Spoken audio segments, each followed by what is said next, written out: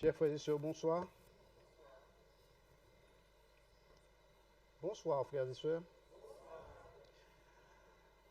Je ne vous demande pas si vous avez passé une bonne journée.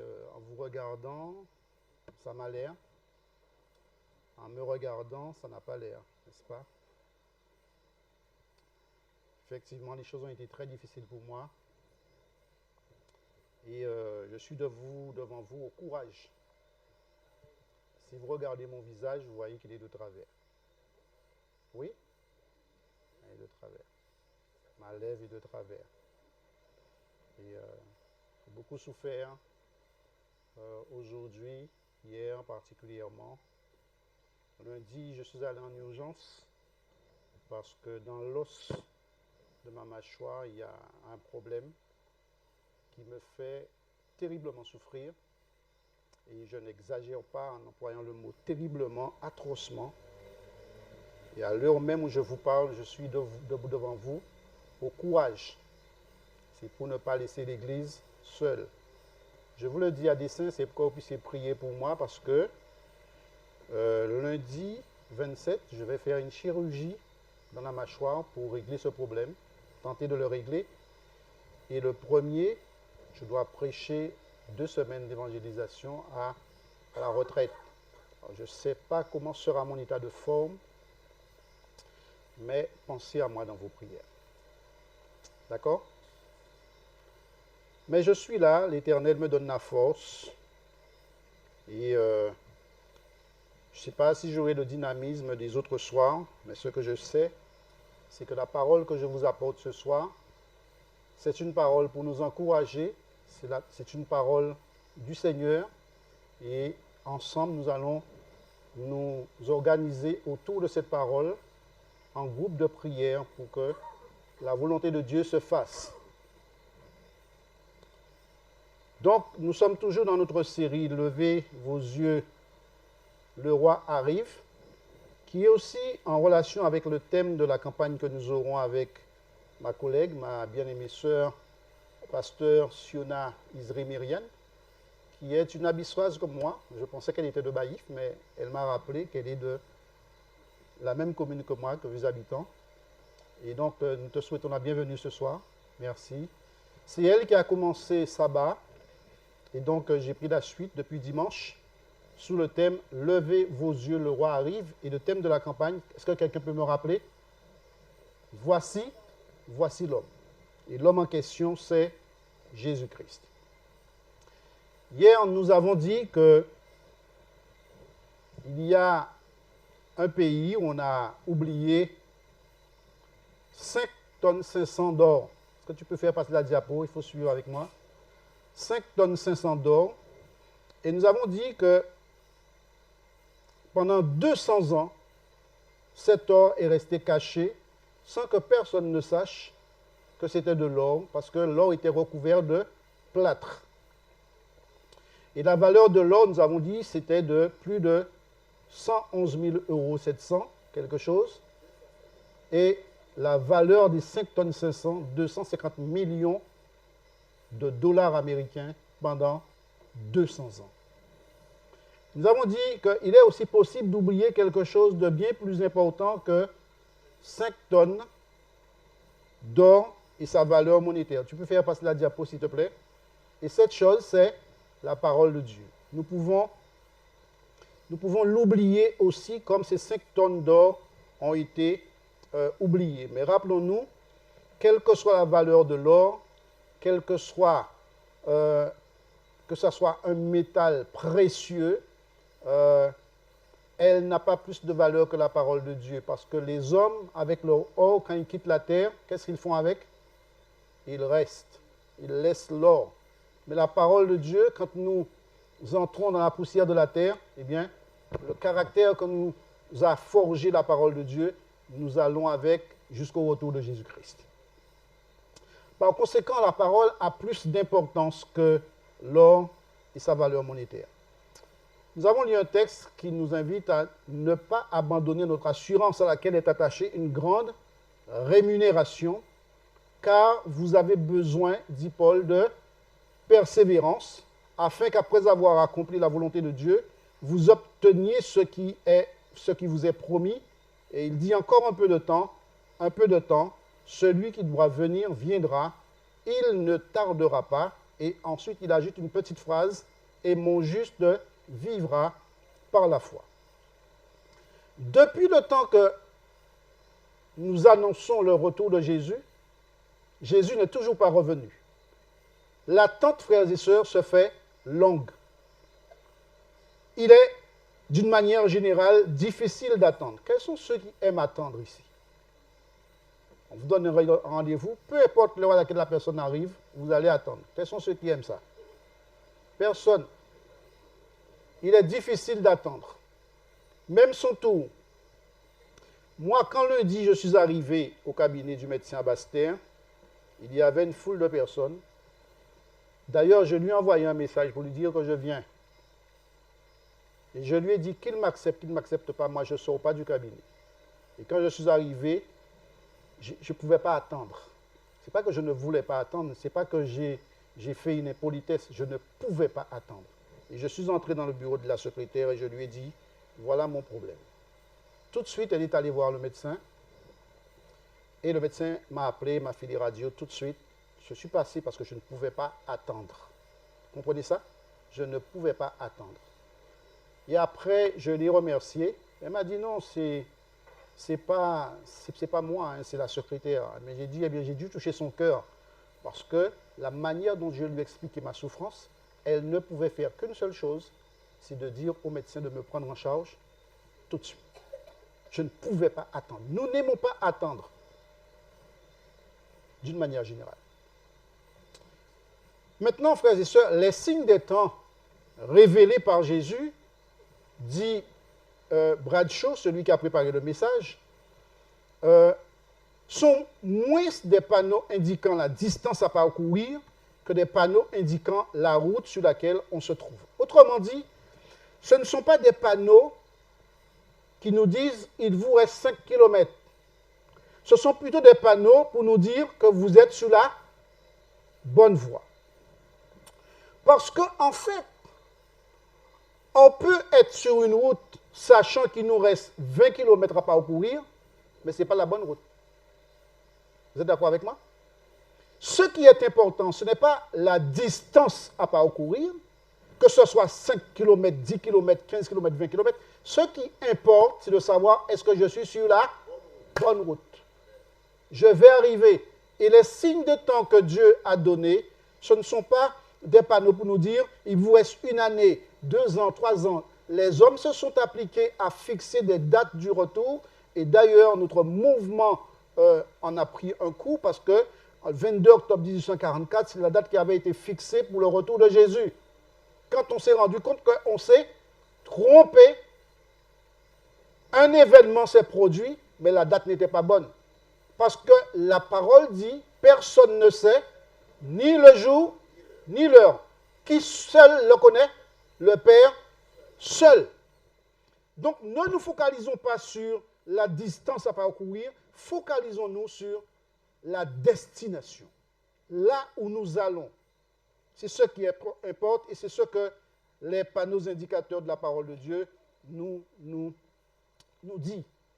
Le 12 novembre, frères et sœurs, 2023, il n'y a pas longtemps de cela, dans le nord de l'Himalaya, 41 ouvriers se sont retrouvés piégés derrière un énorme tas de décombres suite à l'effondrement d'une section d'un tunnel en construction. Après 17 jours d'angoisse, combien de jours? Après 17 jours d'angoisse, Giovanni, après 17 jours d'angoisse, passé dans le tunnel bouché, l'un des rescapés a dit, lorsqu'il est devenu évident que nous allions rester là pendant longtemps, nous avons senti quoi? L'impatience nous gagner. Cela veut dire que 17 jours enfoncés dans un tunnel qui est bouché devant et derrière, ça compromet la vie des hommes qui étaient là. On a pensé, on a senti l'impatience nous gagner. On ne va pas s'en sortir, on est cuit, on est mort. 17 jours. Ça, c'est un homme qui dit ça, un des rescapés. Mais tout de suite après, il dit, mais je n'ai jamais perdu espoir. Impatient qu'on vienne les délivrer, mais il n'a jamais perdu espoir. Avons-nous, frères et sœurs, perdu espoir? Parce que après l'effondrement catastrophique de l'intégrité de l'humanité dans le jardin d'Éden, il y a plus de 6000 ans, la planète Terre attend toujours d'être délivrée. Nous sommes aussi pris d'impatience. Nous voulons que le Christ revienne. Amen. Quels sont ceux d'ailleurs qui le veulent? Laissez-moi voir vos mains. Oui, nous le voulons tous. Mais gardons-nous espoir. Beaucoup se sont découragés. Beaucoup ont abandonné leur foi. Beaucoup ont apostasié. Ils ont adopté d'autres postures. Mais je bénis Dieu ce soir, le petit troupeau que nous sommes, nous continuons de nous appuyer sur la parole de Dieu et de croire que Jésus reviendra très bientôt. Il reviendra. Il a fait la promesse. Alors que les pressions personnelles, physiques, relationnelles et sociales continuent de s'intensifier, rien ne suggère qu'une intervention humaine puisse répondre aux défis auxquels nous sommes actuellement confrontés. J'ai entendu qu'il y avait un semblant de paix entre la Palestine et Israël, et j'entends qu'il y a des gens qui meurent par-ci, des gens qui meurent par-là. Vous avez entendu ça comme moi? Qui va garantir la paix de la planète? Qui va garantir la sécurité de la planète? Qui va nous donner à manger dans ce temps de crise? Qui va augmenter notre pouvoir d'achat, frères et sœurs? Ce sont les hommes qui vont le faire? Certains peuvent se demander s'il est encore possible, s'il est encore raisonnable de croire que Jésus revient bientôt. Et Paul répond, nous marchons par la foi, Johanny, et non par la vue. Nous marchons comment? Par la foi et non par la vue. Nous ne l'avons pas vu revenir. Nous ne voyons pas de signes dans le ciel avec des anges qui sonnent la trompette, comme la parole nous le dit, qui nous disent, voici Jésus est à la porte. Mais nous avançons par la foi. Il l'a dit et il le fera. Marcher par la foi, frères et sœurs, c'est avancer en se fiant à Dieu, à sa parole et à ses promesses, même quand les circonstances semblent contraires, nous marchons par la foi. Amen. Alors je vais répéter cela, et à la fin, vous allez tous dire en chœur, nous marchons par la foi. Marcher par la foi, c'est avancer en se fiant à Dieu, à sa parole et à ses promesses. Même quand les circonstances semblent contraires,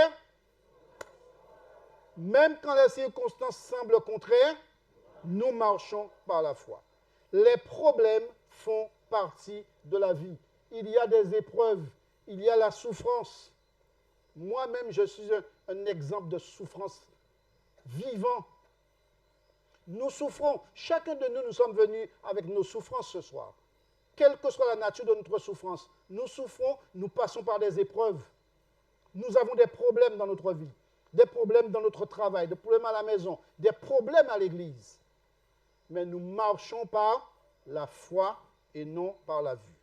Non par la vue parce que c'est refuser de se limiter à ce que l'on voit, ressent ou comprend humainement. Nous refusons de marcher par la vue.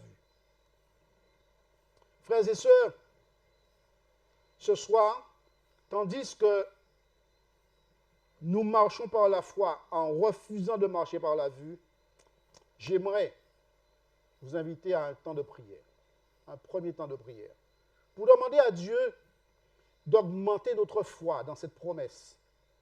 Qu'aucun de nous ne se décourage, ni petit, ni grand, ni moyen, ni aîné, que tous nous continuons de persévérer parce que celui qui a fait la promesse n'est pas un menteur. Celui qui a fait la promesse est sûr de réaliser sa promesse. Personne ne lui a demandé de faire la promesse. Que votre cœur ne se trouble point, croyez en Dieu et croyez en moi. C'est ce qu'il a dit. Je vais vous préparer une place et je reviendrai, je vous prendrai avec moi. Des générations se sont succédées. Beaucoup de personnes sont passées dans cette église. D'accord? et beaucoup vont encore passer. Combien de temps va-t-il prendre avant de revenir? Je ne sais pas. Ce qui m'intéresse, c'est d'être sur la bonne voie. Ce n'est pas le nombre de kilomètres qui me reste à parcourir, mais c'est de savoir que je suis sur la bonne voie. Et j'attends patiemment le retour en gloire de Jésus-Christ. Amen. Nous allons demander à Dieu ce soir d'augmenter notre foi à cela. Parce que lorsque notre foi sera galvanisée, nous serons aussi dans la mission qui nous a été confiée dans Matthieu chapitre 28, allez prêcher cette bonne nouvelle. Faites de toutes les nations des disciples. Craignez Dieu et donnez-lui gloire, car l'heure de son jugement est venue, et adorez celui qui a fait le ciel, la terre, la mer et les sources d'eau. C'est ce qui m'importe, d'avoir cette foi-là, de demeurer dedans et de partager la foi. Ce soir, nous allons prier par groupe de 2, et vous connaissez ma méthode, c'est par groupe de 2, avec des partenaires différents. Changez de partenaire, priez avec quelqu'un d'autre, mais demandez à Dieu d'augmenter votre foi, la foi de votre partenaire. Demandez à Dieu d'augmenter la foi de l'Église, des grands et des petits, que nous puissions continuer à persévérer pour que notre foi galvanisée nous jette dans la mission avec le zèle que donne l'Évangile de paix, pour prêcher l'Évangile non seulement du 1er au 16, mais jusqu'au second retour de Jésus-Christ. Amen. Mettons-nous à genoux par groupe de 2 et prions ensemble. Mélissa, tu vas prier avec moi. Tu veux?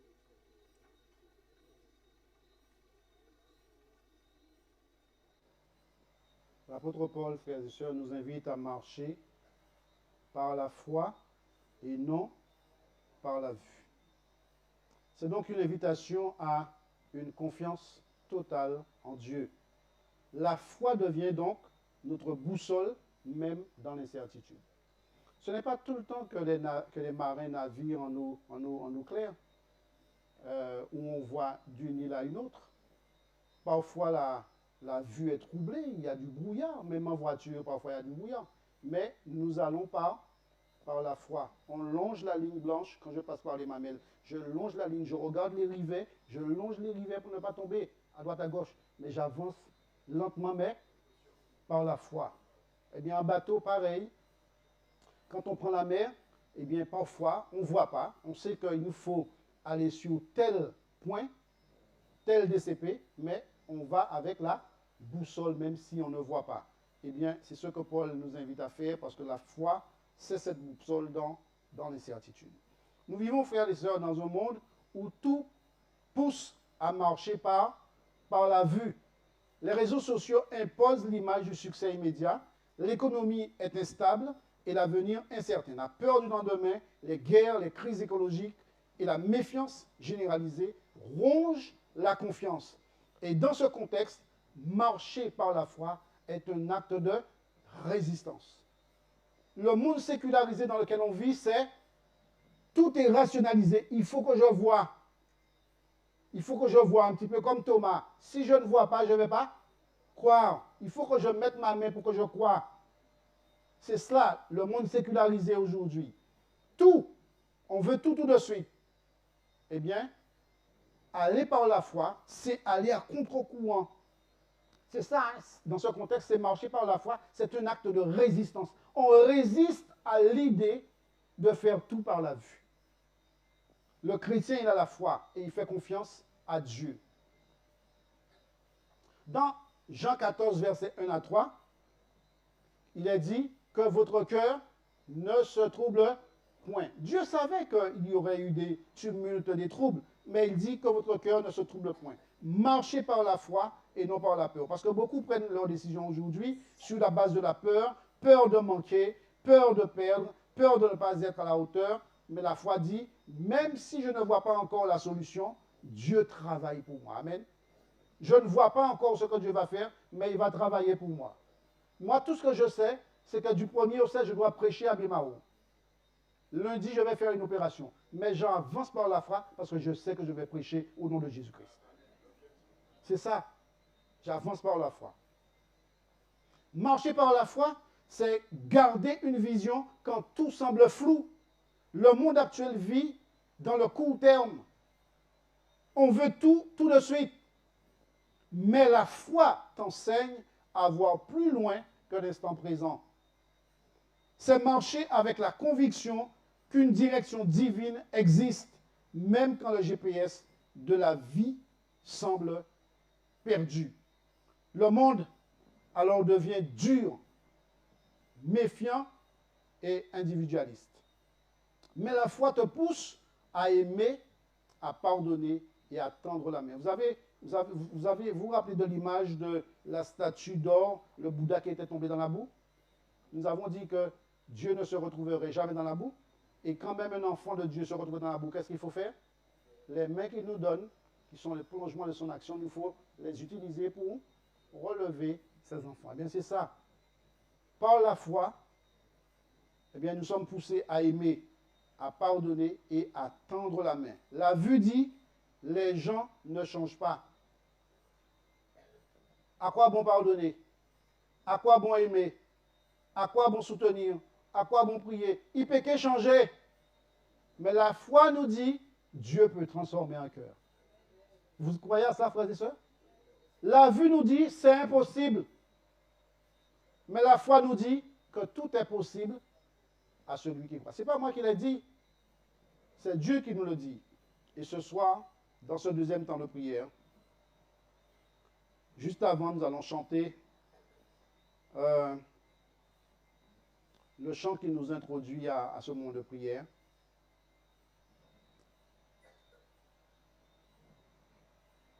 Écoutez l'appel du berger, il sait ses brebis en danger. Tu peux le passer parce que je ne l'ai pas sur la diapo.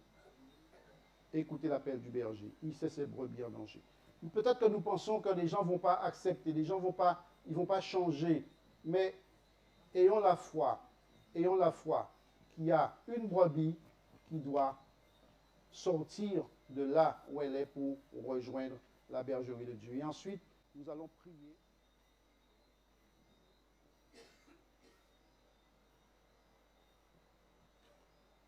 Frères et sœurs, je termine en vous disant ceci.